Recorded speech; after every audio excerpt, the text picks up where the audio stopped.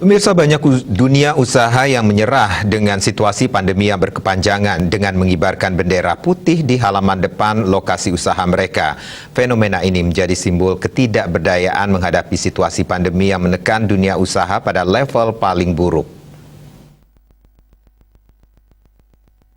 Menurut akademisi Dewa Gede Satria, bantuan langsung tunai dan aneka program relaksasi dari pemerintah telah dilakukan. Meski banyak keluhan belum diterimanya bantuan dan program-program tersebut di kalangan pelaku usaha.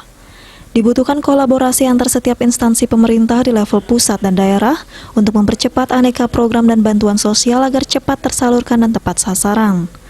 Krisis ekonomi yang berpacu dengan krisis kesehatan selama hampir 1,5 tahun di tanah air mengubah gaya permainan dalam industri pariwisata dan leisure business.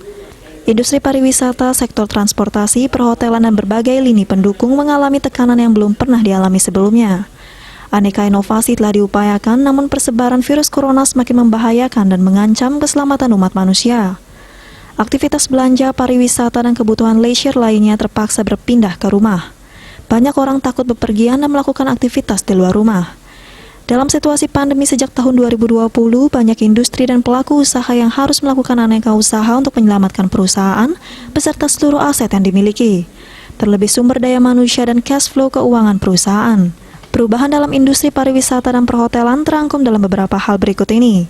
Kegiatan traveling menjadi lebih individual dan dilakukan dalam skala kecil seperti staycation, family groups, solo traveler, dan free individual travelers. Selain itu, belajar pada masa sebelum PPKM darurat ketika digencarkan program Work from Bali, diberlakukannya new protokol COVID-19 di industri pariwisata dan perhotelan, serta face mask policy, COVID card sebagai bukti bebas COVID-19, contactless, serta distancing service policy. Bali Post melaporkan.